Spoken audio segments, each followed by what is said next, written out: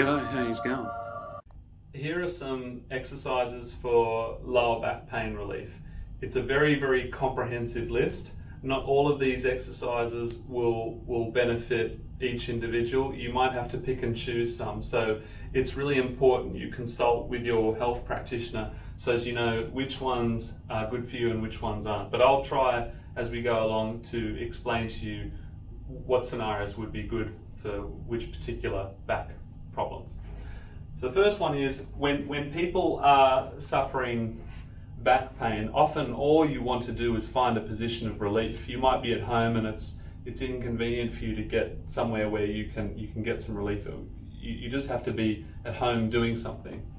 Robin McKenzie, one of the famous New Zealand physiotherapists, suggests just lying face down with your head turned to one side like this, because it restores the lumbar lordosis, which is the concave curve that should exist at all times in your lower back. And another point on that is, you know, if we are suffering lower back pain, often it's because of compressive stress. Lying down either on your front or on your back immediately unloads your back. So you can try lying face down. The only problem with lying face down is, depending on how you've been bolted together, you might feel a pinch in through there. It might be because of the way you injured your back as well, in which case you could put some pillows underneath your tummy. You might put as many as 3 pillows. And then as you lie, minute by minute, you will take some out until such time as you have restored your lordosis to its natural position. You can try that. What I think is probably the best, most sort of universally relieving position to get out of back pain is what we call the astronaut position, or the 90-90. So you'll be bent 90 degrees at your hips, 90 degrees at your knees, and it looks like this. This is the astronaut position. Now the key with the astronaut position is lying like this when I'm in intense back pain is going to hurt. I can't rest like this at all. I have to rest my legs on something. So if you've got a couch at home or sofa, rest your legs, the back of your legs, on the seat of the couch, and you'll have to have your bum right up against the foot of the couch. It could be anything. It could be a bar that's suspended. You know, anything where you can relax your legs like this will provide a lot of relief to the lower back.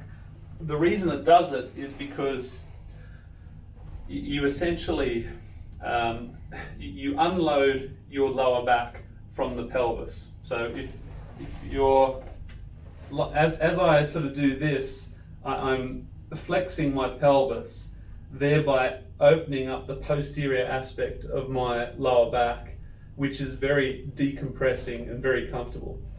If you're in the outback and there was nothing whatsoever and all you had was the ground, you'd lie like this. This is called hook lying, because you know your body shape resembles a hook. If you lie like this on your back, similar to when you're lying face down, depending on how you've been bolted together, you could have a pinching sensation in your back. Many people will go, yes, I know what that is. If you bend your knees, the effect that has on your body is it rolls your lower back closer to the bench, and for the same reasons as the astronaut position, it unloads your lower back. It opens up the facet joints, which are these bony joints at the back of your back. It separates them, and you will feel immediate relief. So hook lying, astronaut position, they're 2 really good ways to alleviate lower back pain. Then if you're wanting to do some sort of active approach to alleviating back pain, I like to follow the 5 very simple exercises that Sarah Key in her method recommends. And that starts with pelvic wiggling. So pelvic wiggling looks like this. You'll lie down on the floor with your head turned to one side, arms by your side. For me, because I'm on a bench, I can do this. And you'll start wiggling your pelvis like this. You might want to take note of how wide I'm rolling my hips. If you want to come over here and have a look. And the speed is important too. Like some people, they'll do this. That's achieving relatively little. You've got to, don't be shy. You've got to wiggle that booty a bit. And what this does is it activates one of the core muscles called your multifidus. The multifidus muscle, if you picture the spine stacked on top of each other, it's the first layer of muscle that wraps around the spine, and it's responsible for intersegmental range of motion. So it does these tiny little movements that we have no real control over. It's all autonomic. But in desk workers particularly, when they sit like this for extended periods of time and they hang off the strength of their ligaments, the multifidus switches off. So when they then go to stand and bend and get into these more awkward positions, the very muscles that have the function to brace the spine, the multifidus, they're retarded. They're literally retarded. They're too slow to kick in and save the spine from putting itself into compromising positions. So pelvic wiggling is number one. Once you've done pelvic wiggling, you'll lie on your back in the hook lying position, and you'll do a well-known Pilates move called the pelvic rock. So you're going to repetitively flatten your lower back against the bench like this, on, off, on, off. And I don't know if you can see a bit of daylight through my back, probably not, but you want to squash that hole and then release. Squash, release. I usually say to people, pretend there's an ant on the bed and you want to squash it. Or your back's like a harbour bridge, now squash it down, whatever. But a common problem, people who don't have much experience in exercise, they'll start doing things like this, or they'll attempt to do some sort of sit-up. The hips must be rolling. You can otherwise think of it as find your pubic bone. It's that first bony prominence as you drop down from your belly button. Try to draw the pubic bone towards your nose. All of these cues should see the person flattening the lower back against the bench. What that does is, it's just like the astronaut position, it's actually actively opening up the facet joints, which often cause pain in lower back pain sufferers because they've been impacted and jammed. But more importantly, what the pelvic rock does is it facilitates the imbibition of nutrient-rich fluid into the discs. So in plain English, all the good nutrient food stuff that discs need to metabolize and remain healthy, this exercise does that very well. We're essentially wiggling the lumbar spine and working it in there. The discs don't have a blood supply. They get their nutrients via osmosis, which means we have to move. If we don't move, they don't get fed. They dry out. That's how discs become weak. They tear at the annular fibers, which leads to herniated discs. Okay, that's exercise number 2. Number 3 is the pelvic rock, the knees rocking. This is what everybody's favorite is. So you'll bring your thighs perpendicular to the floor, you'll cross your ankles, keep your knees wide, hold your knees around the outside of your legs, and repetitively rock your knees towards your chest. Now, one thing that people don't always get is that your legs need to be completely relaxed. All of the weight of my legs is being held in my hands, and I'm pulling my knees towards me. It's not this, okay? Your body needs to be relaxed so that you can pull the tightness out of the thick erector spinae muscles, and also continue to wiggle the lumbar spine and work that nutrient-rich fluid into the discs. So you'll do that for 30 seconds. Once you've done that, you'll progress to the reverse curl. So this is like a sit-up. So we were here. Simply place your arms by the side of your head, and you're going to do a reverse curl. So you're going to lift your knees towards your head, and you have to remember to breathe. So you'll do about 15 of these, and often people who are not very fit they just sort of do this. They just sort of contract their hip flexors. That's not good enough. You have to crunch through your lower abdominals. You have to really feel that crunch, and if you're strong enough, as I said, you can lift your butt up off the bench. Everybody should be able to do this. If you can't, you're unfit. You need to do more work, okay? And this is probably a reason why your back is sore in the first place. Strong abs, strong back. If you can't contract your lower abdominals strong enough to lift your butt up, you're too weak through there. And in some people, it can be because they're too overweight, which is another reason for lower back pain, the excessive compression. So that's the fourth exercise. The fifth one is child's pose. For child's pose, you'll need a mat. So I'm going to roll a mat out on the floor. Okay. Child's pose is going to be, for one, very difficult for me in this attire, but I'll give it a shot. But it's not going to be pretty. You get on your knees and you have to sit on your heels like this. You can't have them like that. You want to sit on your heels like that. So you'll start by sitting down like that. Your knees should be wide, and then you're going to fold out like that. And as I do this, you should see my shirt starting to stretch out, which is exactly what's going to happen with the muscles in my lower back. They're going to stretch out. So as I do this, apart from getting a really nice stretch through my lower back, I'm getting a whole host of other benefits through my lats and my ankles, knees and hips, but it was a very bastardized child's pose, I will admit. It's difficult in jeans, but in the luxury of your own home, you can do it in your undies or your favorite pajamas. Okay, if you can't do the child's pose because you've got ankle, knee or hip issues, find a bench or a chair that is low enough such that when you sit on the edge of it, your feet can touch the ground. Take a wide stance, put your hands on your knees like this, and do 5, do 10, do 20, as many as you want, deep forward bends. Now, a lot of people will be apprehensive in bending forward because of pain, which is why our arms are here.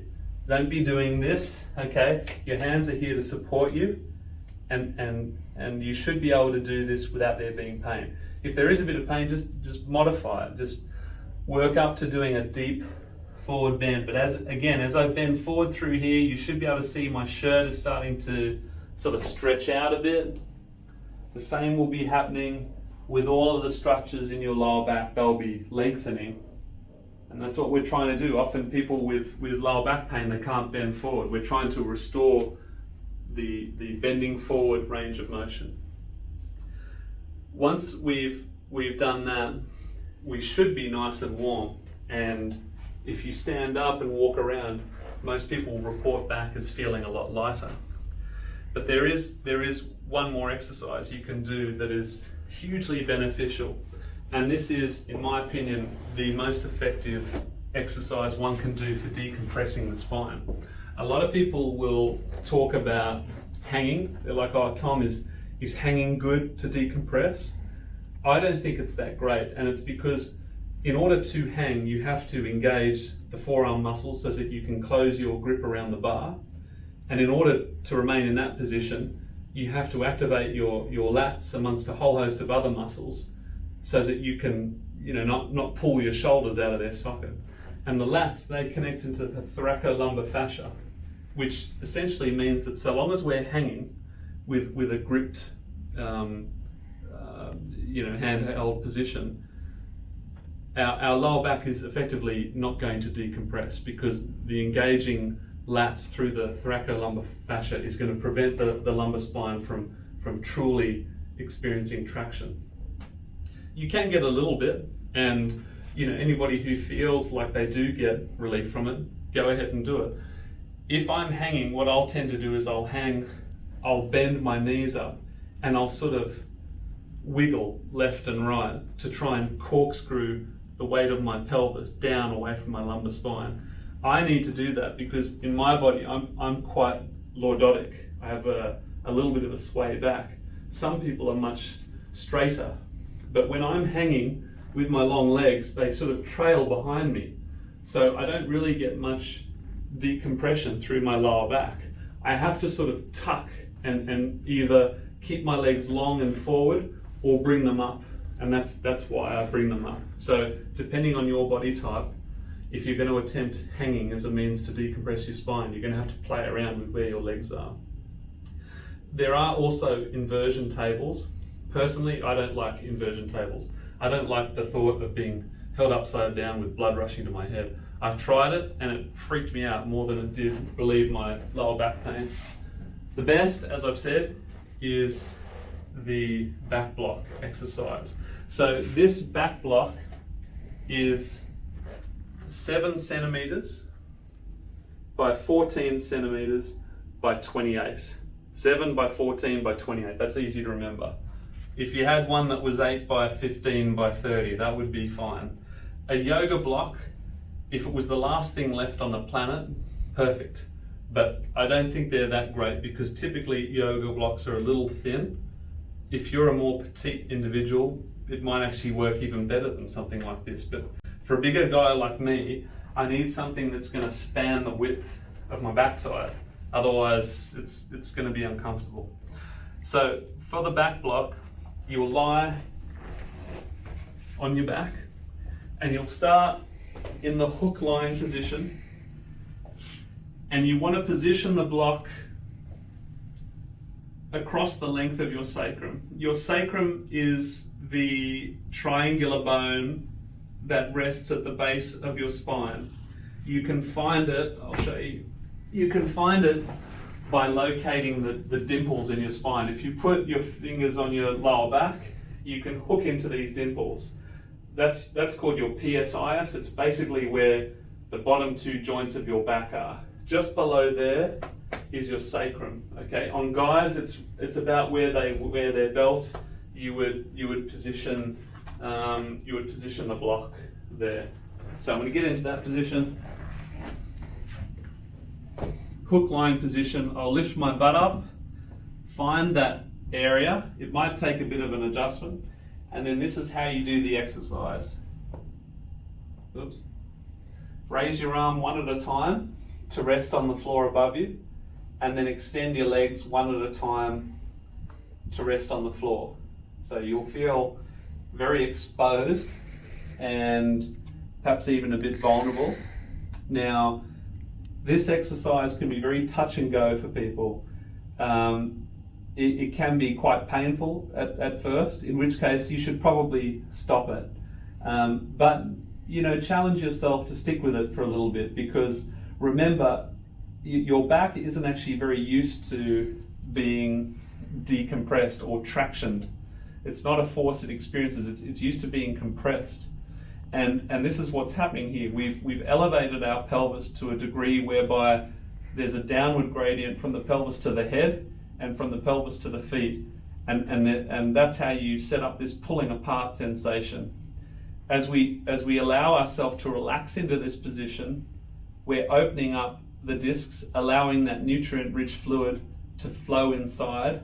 And it's just like watering a wilted flower, where we're giving it plenty of water to allow it to become more and more turgid. Sometimes in this position, just lying like this, you'll feel some clicks and pops, which are your facet joints cavitating, and that's okay. As long as it's not painful, it's all right, but do expect a degree of pain. As a reference, it should be, I would say, less than 4 to 5 out of 10. If it's above 5, 6 out of 10, get off it and save it for another day. So you'll lie here I think you should lie here for 2 minutes. Once you've done that, bring your arms one at a time back down, your legs one at a time back up, then lift your butt up and slowly lower yourself back down on the floor. And I say slowly because people aren't used to this exercise, it's quite ginger. You're usually a bit tender after doing this. So in order to restore your back to more of a sense of normality, you need to repetitively flatten your back against the floor. This is the pelvic rock. Once you've done a few of those, you can go into the knees rocking. Rock your knees towards you. And then if you're really diligent, you can then do some reverse curls. And then when you get up, have a bit of a walk around, and it should feel pretty amazing. Okay, so most of that stuff that I just went through was things that I learned through doing the Sarah Key method. Many of you might be asking, well, what about Robert McKenzie? The Robert McKenzie method is pretty much quite the opposite. He's all extension-based exercises, extension being this. And one thing about the lumbar spine is it's responsible for flexion and extension. These are the two movements that it does mostly. Yes, it does do a little bit of side bending and a minimal amount of rotation, but if you have a lower back issue, the way to rehabilitate it, at some point it's going to involve doing some amount of flexion and some amount of extension-based stuff. So this is the Rob McKenzie protocol. You will lie face down with your head turned to one side, arms by your side for 3 minutes. Just chill for 3 minutes. Let your body come to rest in a comfortable position. If it's really, really sore, as I said before, stick some pillows underneath you. You can have 3, 4, whatever you like, but you need to gradually remove them one by one until you are on the floor. Okay? Once you've done that for 3 minutes, you will then lie in extension for 3 minutes. So not like this with your head down. You actually need to lie in extension.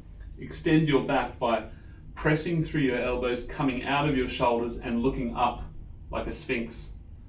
And what you should feel is a comfortable discomfort in your lower back, meaning I can feel that there is a squashingness going on in my back, but it's not painful.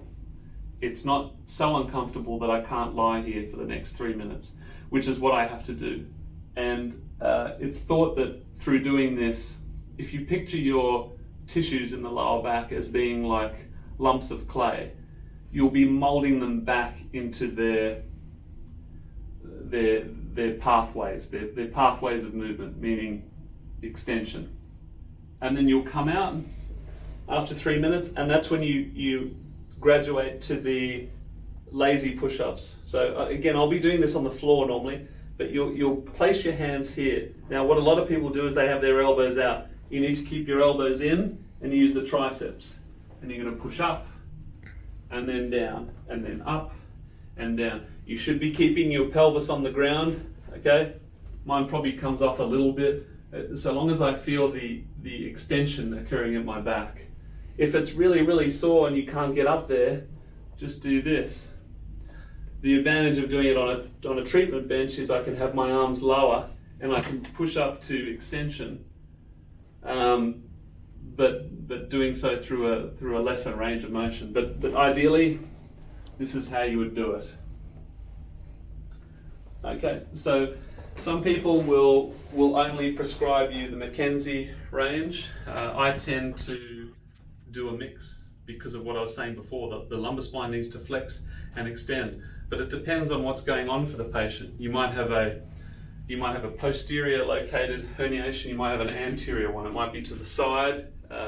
In the McKenzie protocol with the lazy push-ups, depending on the location of a disc bulge, they might have you lying with your legs dragging off to one side and get you to push up in that direction as a means to push that herniated disc back in between the vertebrae. It depends. So the message is you need to check in with your health practitioner.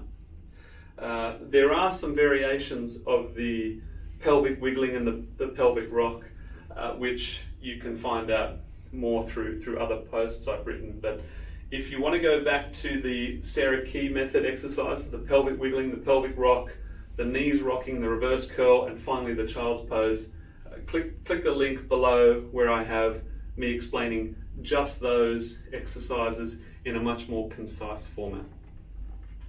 Thanks for watching. Please subscribe to my YouTube channel. Yeah, thanks mate, good on you.